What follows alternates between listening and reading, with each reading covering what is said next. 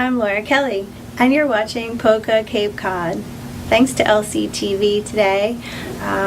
We are bringing together a three-part series of the unfortunate unintended herbicidal applications along power lines in Harwich at Claire Berg's horse farm, Seahorse Farms.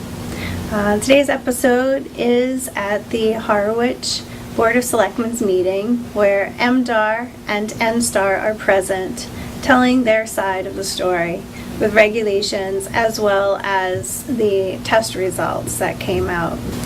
With MDAR as well as NSTAR speaking on behalf of their points of views with regulations and the outcome of test results at her horse farm in Harwich.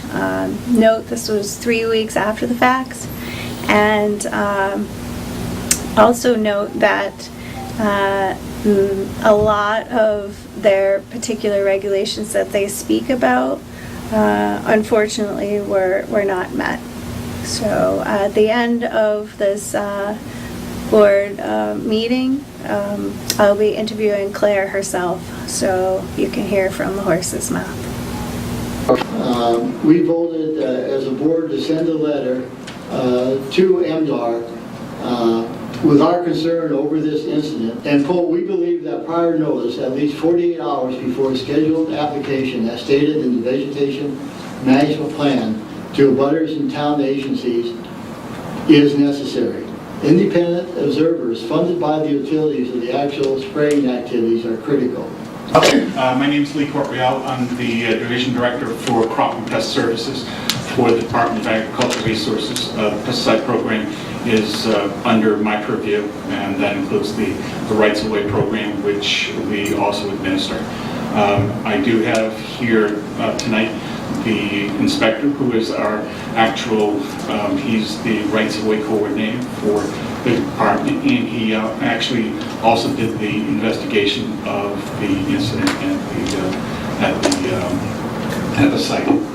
Good evening, I'm Mike McLean, right-of-way coordinator, pesticide inspector, Massachusetts Department of Agricultural Resources. The department had received a letter that I believe went through the governor's office down to us concerning a spray on an NSTAR rights of way in Harwich and a potential exposure due to herbicide drift. I made a visit out to Seahorse Farm back on October 28th, I believe it was. There was an unannounced visit, and that's generally how we conduct investigations. We attempted to take some white samples. The issue with the white samples is that some time had passed, some rare events had happened. Weren't quite sure how it would come out, but we gave it a shot.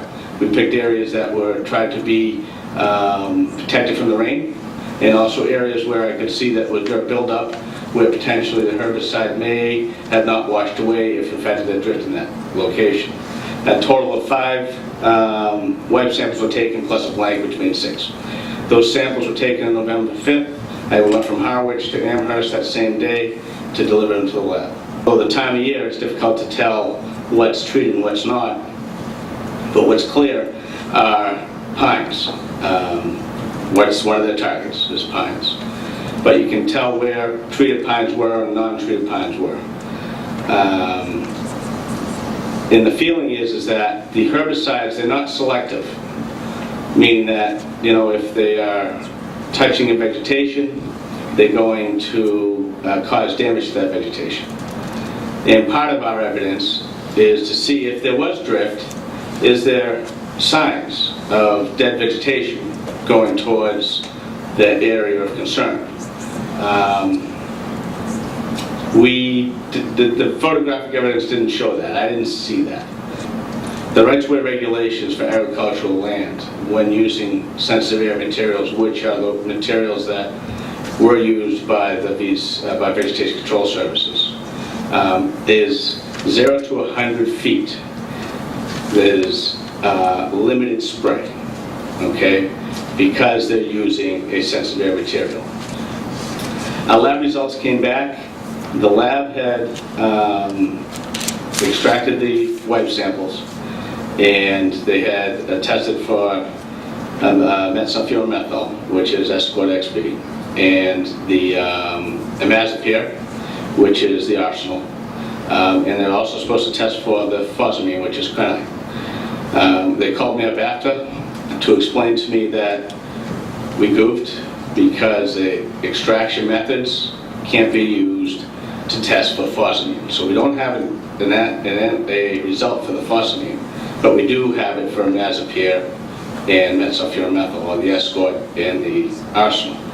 They came back ND or not intact. The department doesn't necessarily know or disagree that they weren't exposed to something. We can't determine if it was herbicides or not. We believe that it may not have been, but it could have been. The evidence doesn't show it. What I do know, what I have experienced is with those backpack sprayers that they use, they're motorized. They're 2-cycle engines. This is just another thought that this could be what had caused the irritations and the issues, because I have experienced irritations and issues with these as well through my inspections. Is the exhaust off these higher about the shoulder width off the back, and they're burning gasoline and oil mixture. They stink. Just a thought. I'm not an emissions expert. We're not in that business of determining saying that, but the evidence that we have doesn't show the drift, so we can't say that that is the cause of their. Thank you, Mike. Yeah. The wind speed, Vegetation Control Services, they hold handheld wind meters, and they, according to their records, they tested it 3 times that day, and it was up to 5 miles an hour, both morning, afternoon, and late afternoon, somewhere around 4:30. The deal with wind speed is, in fact, there is no regulation that tells us, here's our wind speed, you got to shut off. Okay. There is label directions on the herbicides that is guidance. Okay, it's advisory, it's not enforceable. The department reached out to EPA concerning that language, and they had advised us that that's not enforceable language, it's totally advisable. October 14th, when they did the application, I wasn't there to take samples until November 5th. Okay, so at least 3 weeks or whatever. So, and it rained a few times, whatever that means. But correct. do you have? As far as rain goes, and in some cases, applications with these herbicides are done in a mist, when it's misty out, because the plant seems to open up and wants to and suck in that herbicide.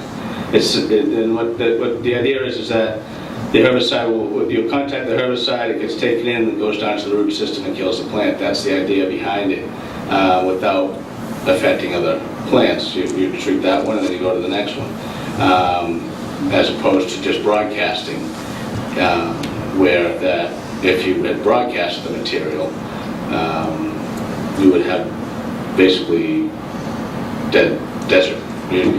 Once it dries on the plant, is it still something if you come in contact with that you might get a rash, like poison ivy, you know what I mean?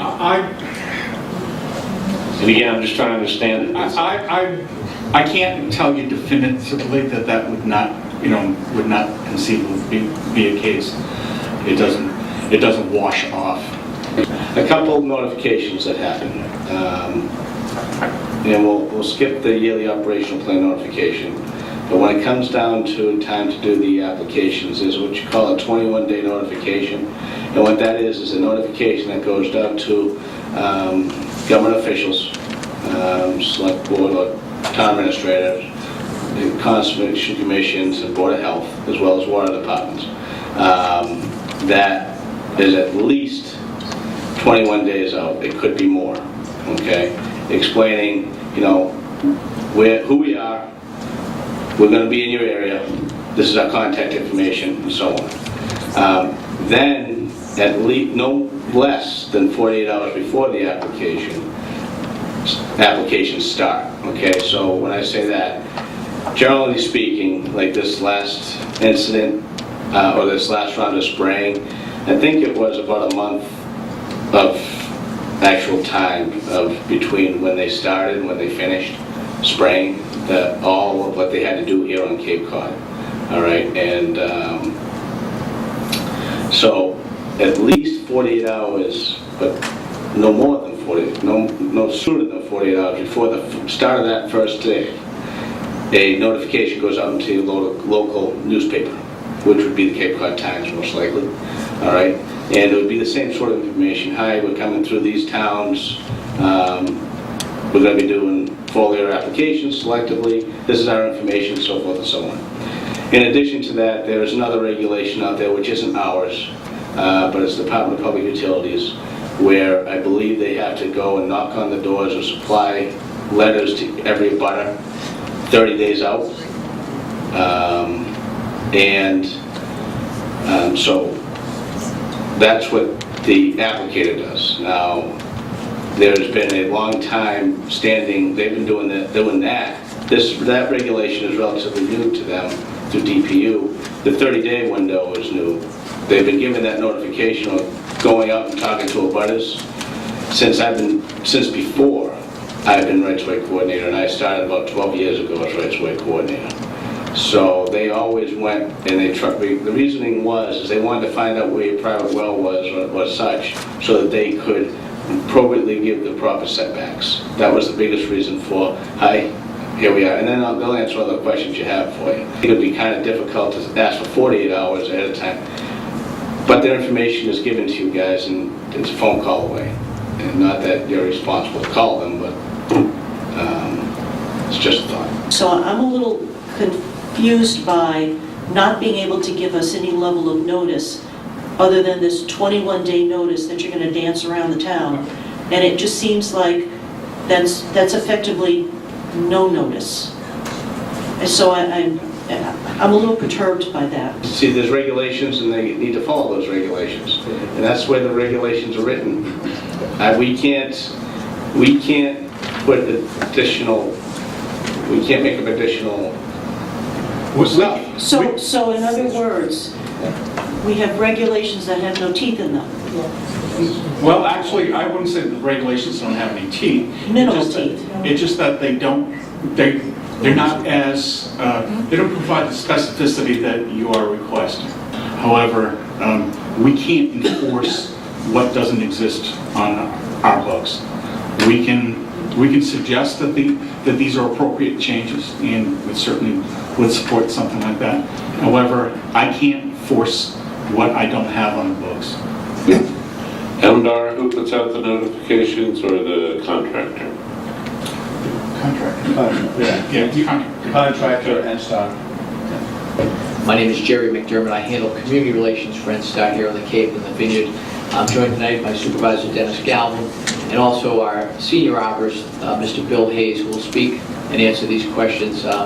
He handles our vegetation management program on our transmission right-of-ways. So with that, I'll introduce Bill. Thank you. Thank you.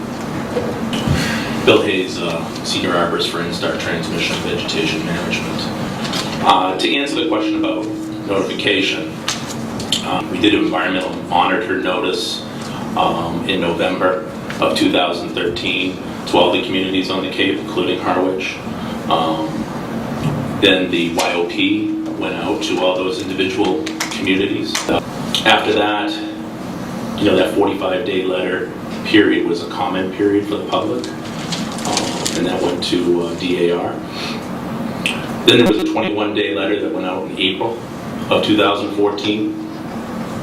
Another 21-day letter went out in July 2014. And then we did the newspaper notification, both in the Boston Herald and the Boston Globe.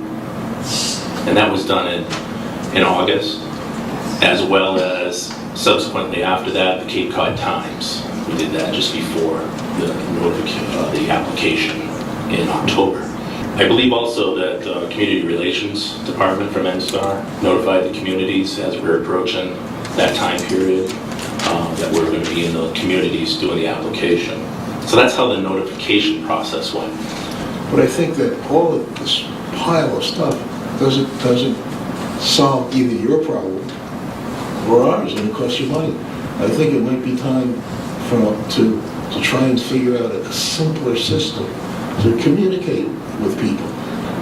Based on what we're hearing tonight, we are working within the existing regulations, but there's been some very good input from members of the board that maybe we could be doing a better job, maybe regulations should be changed. We'll take that back and discuss that internally. I mean, this is really being put back on the towns by the saying that you're, adhering to regulations, but there's a common sense application here that I find disturbingly missing. If any of us live in the right of way, and mosquito control is coming around the spray, what would you do? You close your windows, wouldn't you? I mean, so I would think, we had this discussion on what these chemicals might do or not do at Alley Drift and whatnot, but if I was on the right of way, and I knew you're coming tomorrow, I'm closing my windows. I mean, I don't care whether you tell me it doesn't bother something in my house, my pets or whatnot. Just kind of common sense, you close your windows and doors and whatnot. And for that event, at least until they get by and things settle down, you would know that. Just the comments are two of your comments there. It's common sense. I understand what you're saying, mosquito control. Of course, it's getting mosquitoes in the air. It's an airborne application. That's its intent. With herbicides on a right-of-way, that is not its target. If you live there, you wouldn't close your windows. Not your house should not be. I understand what you're saying, but you wouldn't close your windows. I know, but you're just saying you wouldn't close your windows if you lived there. I would not. Okay. At least there's a perception out there that this stuff is going through the air. Now, you may say it's going to the target, but there were discussions of wind speed, a number of things, but, I'm just, if I were there, I'm closing the windows. I'm with Peter. If I knew somebody was spraying, I don't care how many pieces of paper you give me that say, this is safe, you could drink it, etc., I'm closing my windows. And I think you have to have more, thank you, sensitivity is a good word, sensitivity to people that aren't in your business. You may be willing to drink it, but I'm not. As a matter of fact, in terms of, your outreach to communities, you're the first community relations person I've ever seen. I've been here pretty much every Monday night for 11 years now. In your experience with the spraying program, have you run across any other person, animal, what have you, that's had, I'll just call it, a skin reaction or allergic reaction to the chemicals that are used in the spraying program as a result of the spraying program? So the short answer to yes or no is no, I have not, and I've done this for 28 years. My name is Seth Rolvine. I'm the Senior Advisor for Senator Dan Wolf. Some quick thoughts. One, very much look forward to seeing the letter that you're planning to draft. Please be sure to include us. We will be responsive immediately. I think it's a very important thing. I might make a quick suggestion in regards to that letter, which is to refer back to one of the initial thoughts that you had about independent observers and the importance of independent observers. Whether factually or not, there's a credibility issue about how things are applied, where and when and who. The capacity to provide independent observers, which in my opinion should be subsidized and paid for by NSTAR, I think would go a long way toward establishing some form of credibility. As to whether it's regulatory change that's necessary or company policy change, that's a really interesting question, because believe me, there's latitude. And where there's a will, there's a way. We will make regulatory changes happen if we can, should you ask us to do so. I don't think, frankly, in my own personal opinion, that they're absolutely necessary to solve this problem, because there is latitude in the existing structure. Nevertheless, we'll do our best. One of the biggest pieces of latitude that exists is whether to spray at all. And that is a company decision. They have the legal right to do it, we know that. They've been asked in various ways by every one of our towns in this community to not do it, and they've still chosen to do so. We're hopeful that we can find, through good cooperative conversation, ways to actually stop the causal question here, which is spraying, and that there are other ways to control that vegetation and keep our power lines operating properly. So, from the Senator, thank you very much for doing this. Thank you, everybody, for being here. Thank you. Thank you. Unfortunately, tonight's discussions were, well, just not as strong as I had hoped them to be between the Selectmen and MDAR and NSTAR. How did you feel about them? It left the selectmen kind of befuddled as to what was acceptable or what wasn't acceptable. The Selectmen know what they know. We know what we Right. know. I've been doing this 5 years, so there's regulations that have, never changed in that amount of time.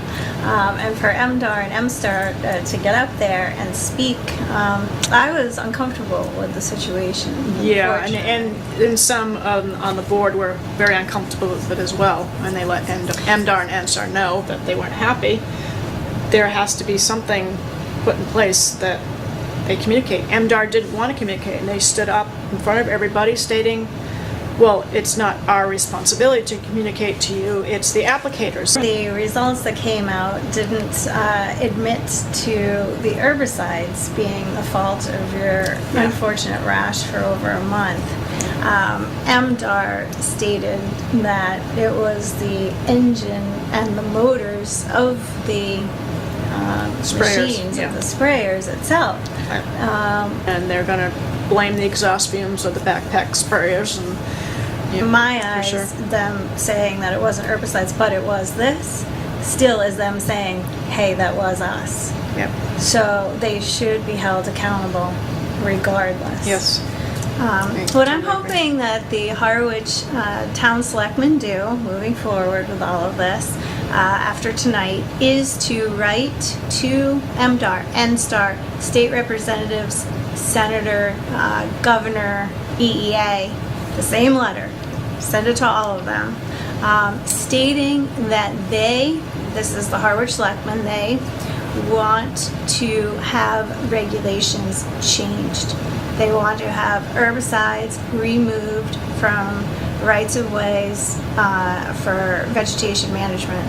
They would like to see that removed out of the YOP, which is the yearly operational plan, as well as the VMP, the vegetation management plan that lasts 5 years. That is what I am hoping that they actually go forward and do. That will give our state reps more leverage to have that come true.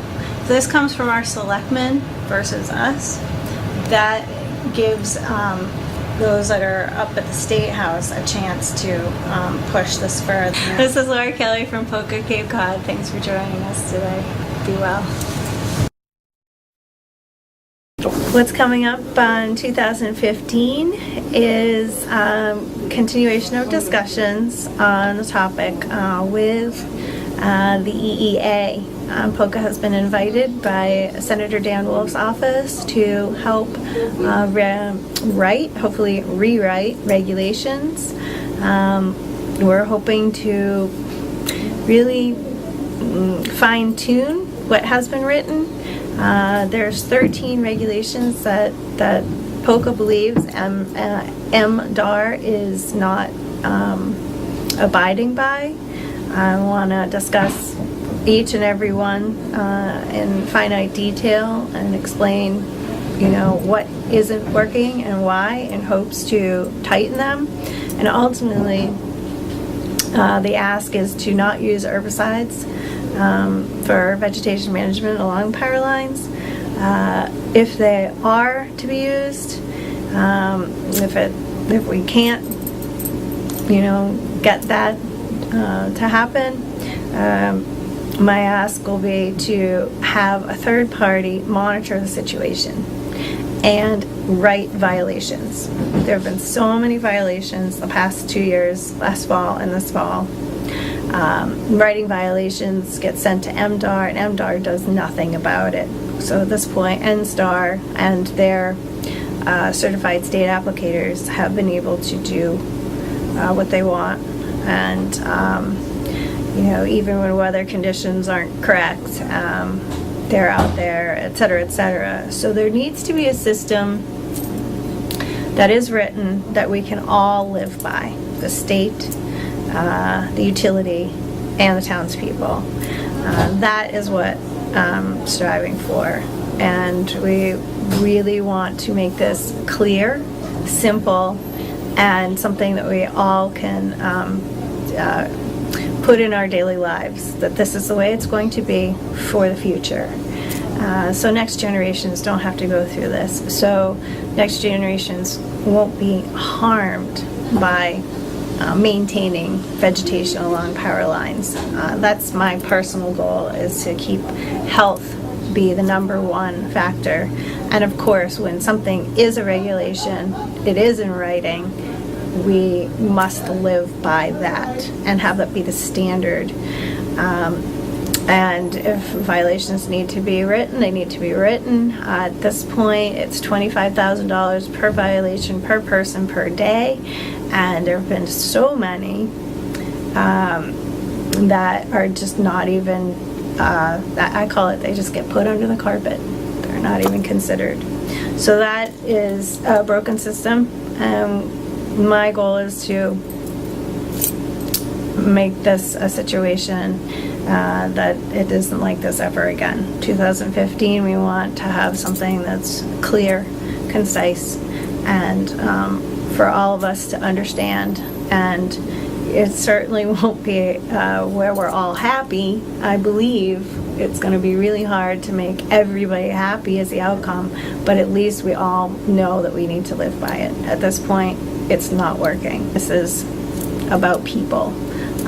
And it needs to be about the people.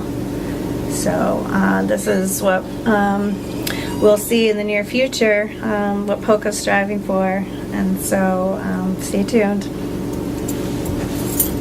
Geez, it's been 5 years, I think about that, or more, since the summer, so 5.5 years.